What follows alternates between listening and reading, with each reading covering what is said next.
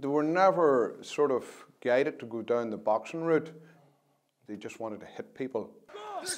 The styles are exciting to watch. They're pretty relentless, and to be honest, up to now, it's been almost impossible for opponents just to stand up to them. They just get overwhelmed by the sheer pressure. Stevie McKenna, I'm 26 years old, and I'm a welterweight. I was Youth Commonwealth Games gold medalist. I was Irish Elite Champion, European silver medalist, Mini World Championship bronze, 4-time Irish champion, and there's not a style of fighter that I haven't came across. I've sparred Basil Lomachenko.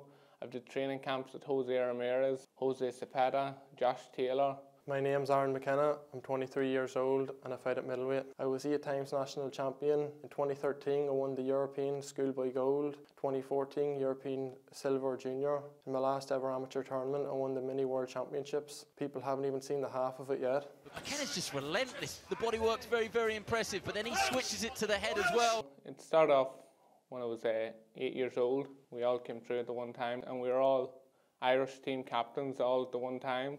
I just liked hitting people, you know, and sparring. It was fun, especially when you're that young. You get in there, you get to spar people and do a bit of damage and making people bleed. I knew from back then what I wanted to do was become world champion in the pro game. I won't stop until I make it happen. Just around about the time they were born, I said to myself, I must build a big gym. Time! We built this massive gym, it's bigger than the house.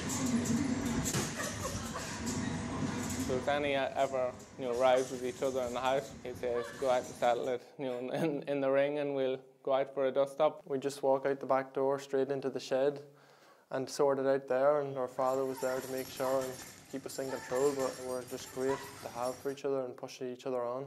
In this sport you need a good team around you. My dad and my brother Aaron, we travel the world together. They just go from gym to gym, not afraid to jump in with anybody, whoever the record. You know, they've put the mileage in, they've travelled the world, they've sparred all around. Near the end of our amateur career, we headed over to Los Angeles in America. We've been trained by the world's best coaches, Freddie Roach, Robert Garcia, Buddy McGirt.